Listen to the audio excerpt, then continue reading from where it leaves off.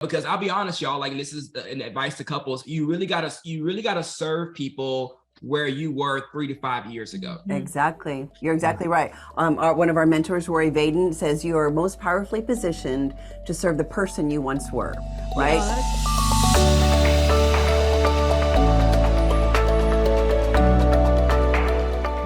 Welcome to the Couplepreneur Life podcast. We're so glad that you're joining us for this episode. We do have a power couple joining us today, Jamal and Natasha Miller.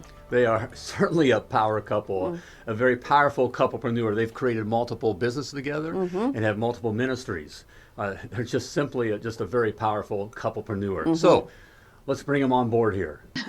All right. Hey, welcome, Jamal and Natasha. It's good to have you here. It's fun. Oh my gosh, what's going on, Richard and Laura? We're so excited to be honored part of this moment with you guys. Well, thank you so much. We're so glad you're here. Yeah, we love having you here. You know, we were just talking about how, you know, we were at another event together and we saw Jamal and Natasha and they're just such a cool couple. And they light up a room. They light up, they own the room. I mean, and everybody wanted to be, you know, wants their attention, wants to talk to them.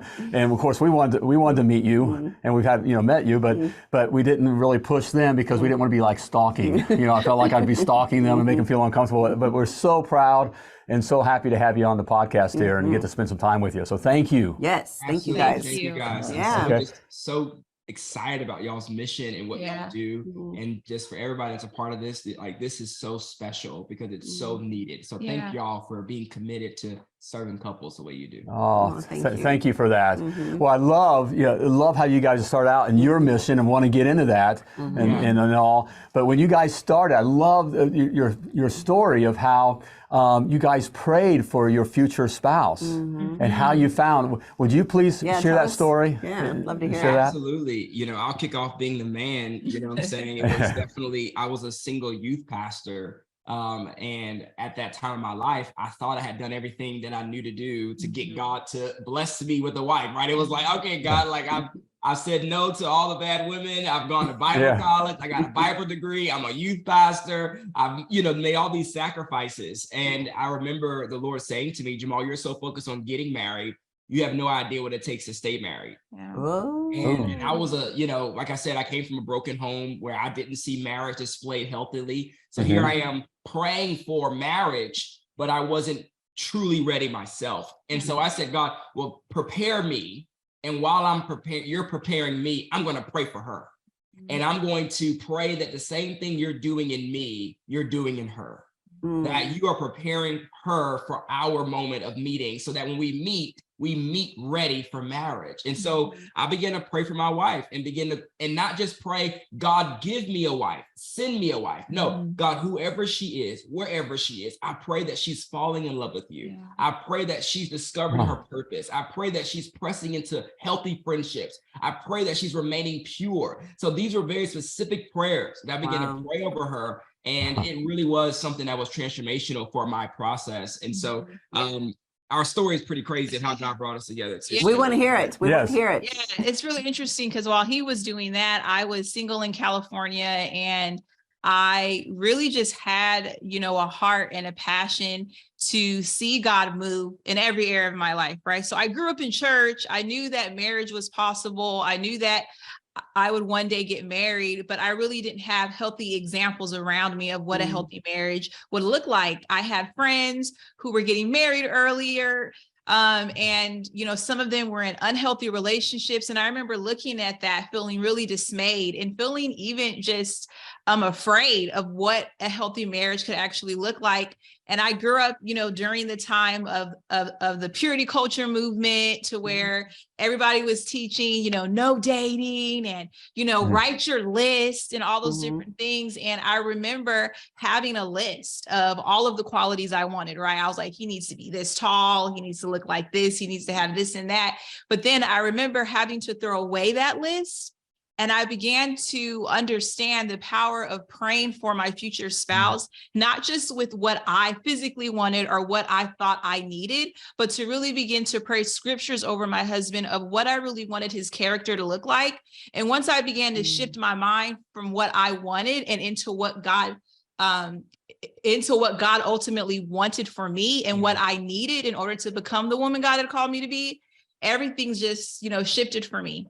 Yeah. And that's, just to kind of do a long story short, Mm-hmm. we ended up meeting probably about 2 years from that point of me Yeah. starting to pray. We met on Facebook as complete strangers. Really? I'm scrolling on Facebook one day and I see a beautiful Black woman talking about Jesus that I'd never met before. And I said, who is this woman? And how's she on my feed? And I slid in those DMs. We started communicating. And from that message, about maybe a year and a half later, we were 2 years. It probably took about 2 years between us meeting face to face, dating, getting to know each other, and then getting married as complete strangers. I was in Chicago. She was in California. And those prayers led us to one another in a very, I would say, supernatural, but also just honestly different way. It was different for our time to meet someone on Facebook, almost 10 years ago. And so, so that's the story for us of how we met. That's incredible. And so where did you end up moving? So where do you guys live now? Yeah. So how did that work? Yeah. So once we got married, I relocated, left everything that I knew in California and moved over to Chicago to start a new life with him. Yeah, and I always tell people like we were a legitimate long distance relationship. Yeah. Because I was at the time a youth pastor. So I had to be present at church on Sundays. Right. I wasn't able to stay. Like I would fly out to California to be with Natasha for I'll come in like on a Thursday night, be there Friday and Saturday for a date weekend, and then fly back to Chicago Saturday night. So literally our first time seeing each other for more than 3 days was after marriage. Right. Oh my God. Consecutively, it was after marriage. We were a real long distance relationship. No kidding. Well, we've been in the beginning, a little bit long distance, but how did you guys make it work? And how long was that? Was it a year that you were dating? Yeah, it was about a year that we did that. We just honestly, thank God for Southwest flight points. And I got a Southwest credit card. And that was the way that we made it happen. And so that's honestly. And we also read a lot of books together. We literally would like Skype all the time. And it was, even though he lived in another state, I just felt so emotionally connected to him, because I think with having that long distance space there, you're really able to create a healthy foundation of communication, emotional health.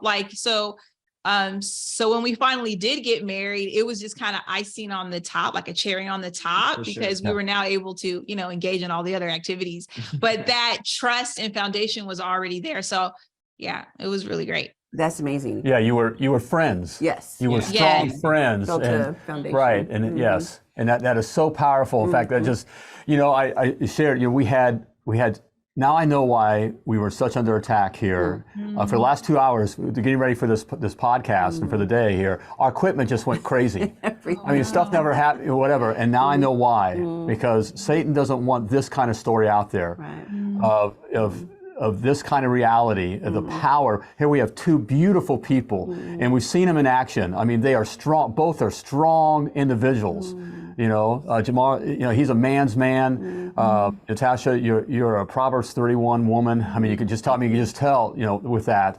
And this all happened through the power of prayer and the power of pushing against what our society is telling us to do. What makes a man and what makes a woman, and what makes, for a good relationship. And here we can see the power of it. Oh, guys. Amazing. So you guys get married. After that, so you've got a few businesses, right? So we do want to talk kind of couplepreneurship things, right? Yeah, because they just don't have one thing going on. they got like everything going on. And three beautiful daughters, right? Yes. Daughters. Okay, right. That's what I thought. Right. And their names again, your kids' names? Yeah. So our oldest, her name is Harvest.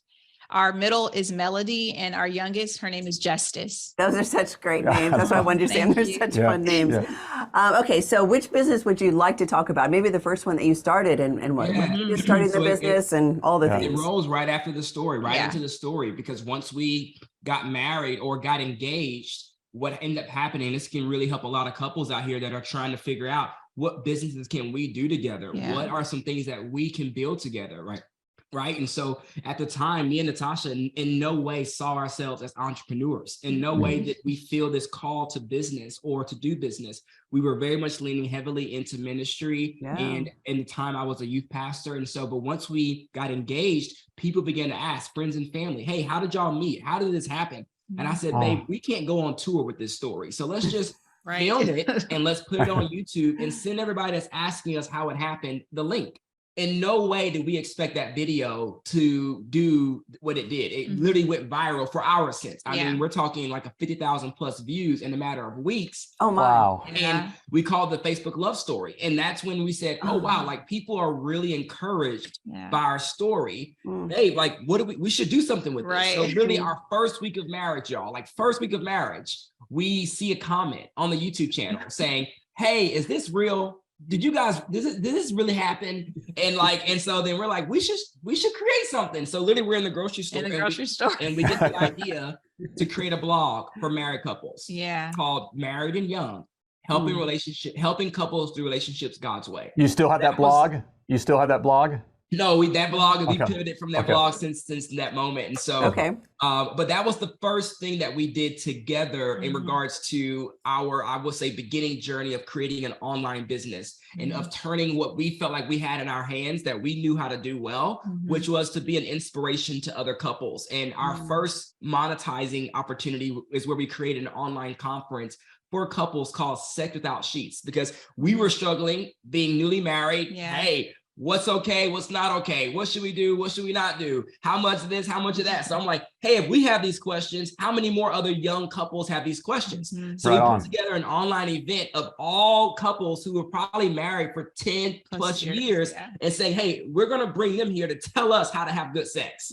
So we called it Sex Without Sheets. And y'all, these couples, man, they came from all over the world, dialing in. It was like the one time we could get a man to actually be wanted to come on the conference. Do you still speak on that? Do you still speak on that? Because we got to get you to come to our conference. And so that was the thing, right? We were like, hey, we're not saying we're the experts, but we will create a place for the experts, Yes. And that was our first opportunity to monetize, y'all. And from there, we basically end up turning it into an online education company for singles and married couples. But we end up seeing that there was a huge need in the single space. Eventually we transitioned into singleness, and that's where things really blew up for us. And we created a platform called The One University, where we help singles prepare for marriage. And, because I'll be honest, y'all, like, and this is an advice to couples, you really gotta serve people where you were 3 to 5 years ago. Exactly. You're exactly right. One of our mentors, Rory Behney, says you are most powerfully positioned to serve the person you once were. Right. Oh, that's real. Wow. I know it's such a great saying. And we know that. I mean, from us being married, 30 years ago and all the struggles that we went through, starting a business and almost divorced, all the things, right? We're on the other side of that. So now we know that we are most powerfully positioned to serve the people we once were. And that's the position you guys are in, right? Yes, that's exactly why we pivoted from serving married couples, because all these married couples were coming to us. He's sleeping in the car. He's doing this, he's doing that. We're just like, you're not married. We just got married. So we pivoted to singles and everything blew up. And honestly, we did go through a very strong struggle season where we were really struggling really bad in that business, but eventually we just kept to it. And within a matter of about 2 years, it was a 7-figure business. And so, and that's where I would say our marriage problems really came in, because now that we're no longer focused on making money, all the other problems that we have been ignoring began to surface. Too, and my husband says this a lot too, that's been kind of the storyline to our journey, is that a lot of people, they prepare for failure, versus preparing for success. Because I think too, I know for us, we're the first, people in our family to step out in entrepreneurship in this way. And for us, we had success so fast that once we had the success, we, everything else was revealed, right? Our hearts towards one another. Are we really in agreement? So it was a really interesting season of learning what he values and what I value. And then also ultimately what God values for us, so. Because we learned how to fail together, right? But now we had to learn how to succeed together and continue that. And that was an entirely new dynamic when you have so many options and resources. Exactly. And that was something that we had to recommit to one another. Now that we're in our quote unquote success season, how do we want to show up for one another? That is, there's such wisdom there. Need to repeat that on, the idea of, we've learned how to fail together, but learning how to succeed together. And we see that key with, the couples we work with and the businesses we work with, the failure working together, that's not so difficult. But when things start working out, all of a sudden everything just kind of, the wheels start coming off and all this stuff starts coming, bubbling to the surface. Right on, man, that is, man, how old are you guys? Yeah, honestly, guys, like I tell people all the time, and I'm 33. 36. 36. Honestly, I do feel like I'm about 48, 50. You feel like I don't feel like I feel like, I feel like I done live about 3 lives with all that we've been through in the last decade. Being an entrepreneur, it's you get a lot of wisdom, right? I don't have gray hair, but it's coming, I promise. Yes, it is. We're just telling you. Like, oh, you ain't gotta warn us. It's coming. Don't worry. Hey, but there's products, Jamal, you can get, for the beard and all when it starts turning gray and kind of help cover things up. Right. I'm trying to get the beard, Richard. That's how I'm trying to work out right now. So what do you think, so as you're going through the beginning of the business, what was the biggest struggle as figuring out how to work together, right? Again, this is all about couplepreneurs. What was the thing that just you guys kept coming up against, or the wall you kept hitting of working together? Was it roles? Was it, what was it? Yeah. I mean, you can jump in. I would definitely say it was roles, right? Because we started out together with this being a dream of helping, married couples and serving people. And then it was like right in the middle of that beginning to brew and grow.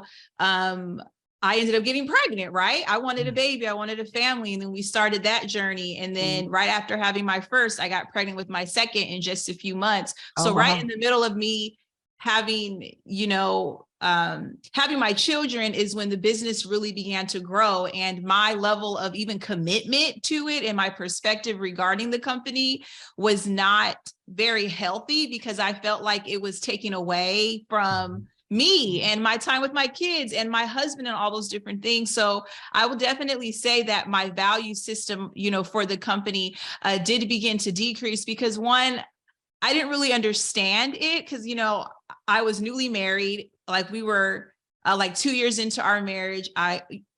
We have one kid, I'm pregnant with another, company's going. So I definitely believe that it was the roles for me, and truly understanding like what we had and being able to see that what we had now would continue to bear fruit in the future.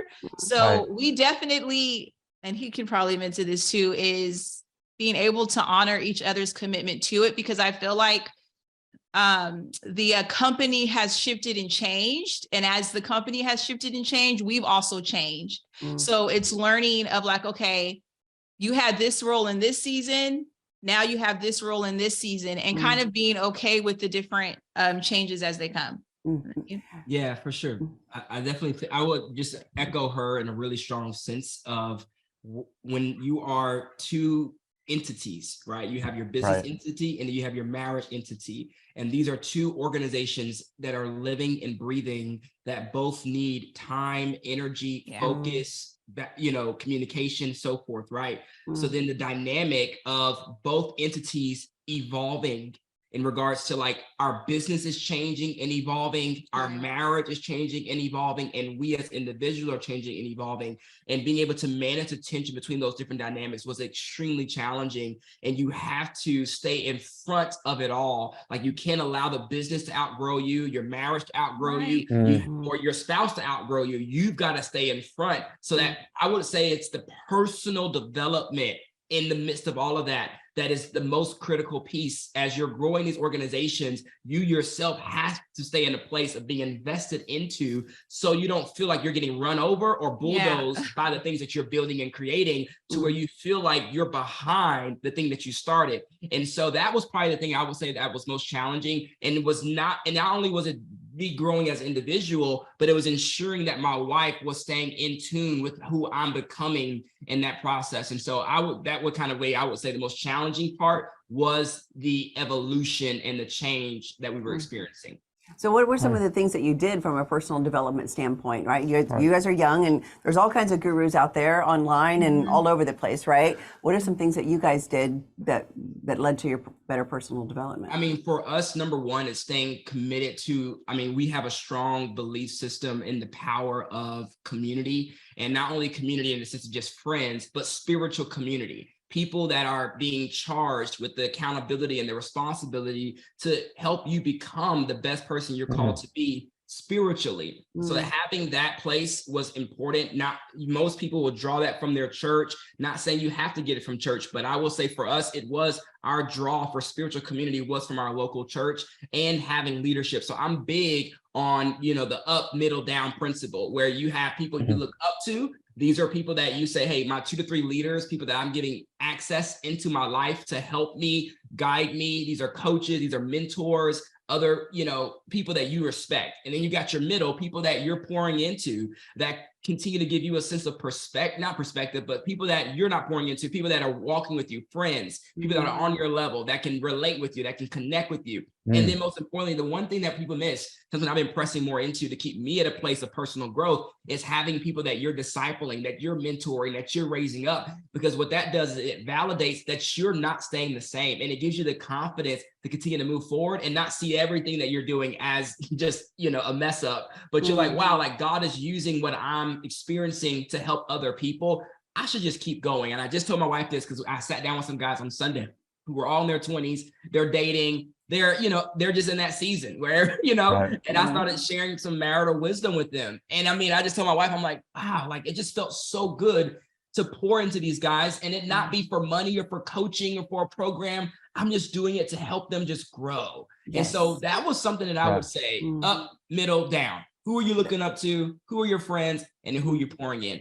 And also therapy. I mean, I'm a strong believer of therapy, marriage counseling, being able to have somebody who can look at us from an unbiased view. Because I think too, when you have a lot of influence and people look up to you, it's easy to hide behind that facade and act like you have everything together. And I think for us is just continuing to remain humble and knowing that like, we're not all that, right? At the end of the day, like we just said yes to what God has called us to do. And it doesn't, mean that we can just, do whatever we want. And then also is also just being connected. I know for me, I love being able to be around women who have gone before me that have been in similar seasons. And I think that was super important when you're pioneering something. A lot of what we were doing was brand new. So some of our peers didn't understand, our family didn't understand. Right. So whether it's a mentor that you're listening to through a podcast of, someone that you look up to, that you can gain wisdom from, because that really helps you to understand that you're not crazy and that the life that you're living is normal and that health is, in your future if you're struggling. So. Absolutely. And just so you know, your kids will, as they get older, will remind you that you're not all that. Right, I know. They already do. Yeah. They're very good at that. Man. Yeah, at least our children have no problem reminding us. All that, so. But Natasha, that was such wisdom there in the idea of not hiding, of having someone, we're the Couplepreneur life, right? And we have a lot of years into this, and we come across maybe looking really put together, which we hope we do in some respects.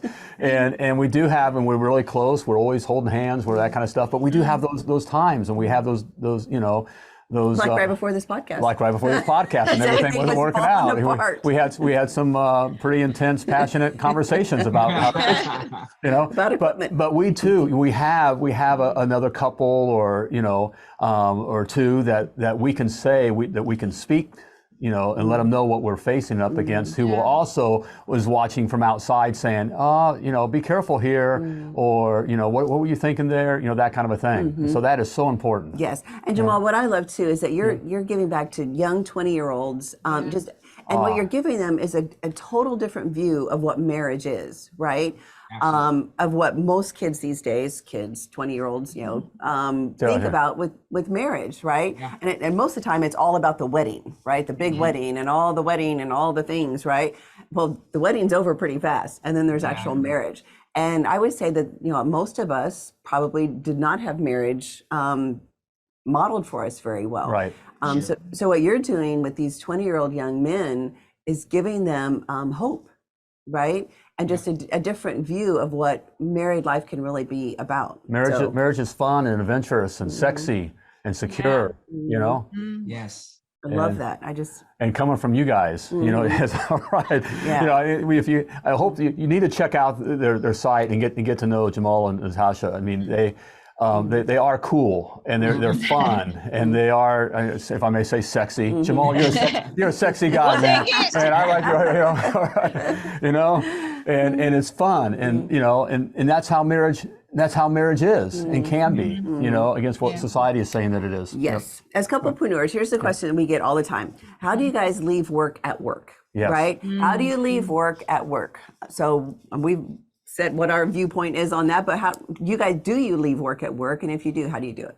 Yeah, you know, just to be transparent, right? I think It's hard. It's hard. And we don't want no couple to think, especially when you're working at home. Yeah. And you know, for us, we do have our offices here at the house. And so I would say that's been one of our strategies is let's have a designated room where this is the office, this is the workplace. And I do my best, right? There have been some during times whenever we're in the launch moment where I do bring my laptop in my bed and kind of have to do some late nights, but I'll turn a movie on and make it feel like, hey, I'm not just engulfed in work. Like she'll cuddle with me while I got the laptop, I got a movie on, and we kind of double win it, right? And so those are special moments, but we try our best to protect those moments and me not bringing my laptop in bed, those small things that truly can create where the work is now overtaking life. And so we try to create those boundaries and do our best there. So just being able to have designated places where work is being done. And then now once that door is shut, making sure you're not bringing it into, but then giving yourself grace. Like we just are honest in saying, hey, there are periods of the year where I got to work late and I work overnight. Right. Just don't make it a habit and a normal thing. This is a special moment. Communicate that. And then now make sure that you don't let it become a part of y'all's home culture where you're constantly working the laptop, the phone, and so forth. Exactly.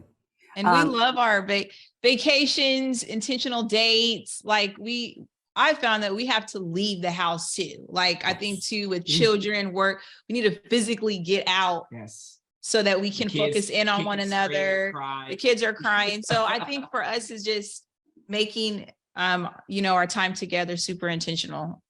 Well, and you have to, right? You've got to have date night. You've got to have time away from the kids. It's always date night. And we had Rory and AJ Vaden on one of our previous podcasts, and they've got young kids, and they talked about how they make it's family business. It's Rory and AJ's main thing. I mean, it's the main thing that they have in common other than the children. And they love business. They love the people that they serve. They love the work that they do. They love the work, the people that they work with.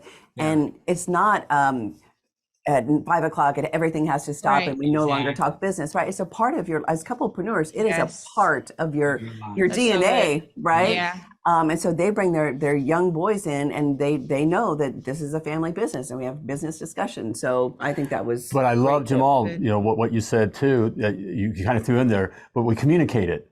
So if you're in a season where you're having to focus a lot on work and that kind of a thing and whatever, but you've discussed it. You both know this is the season we're in. Okay, this is for a time. Okay, we're going to seem like we're 100% over here.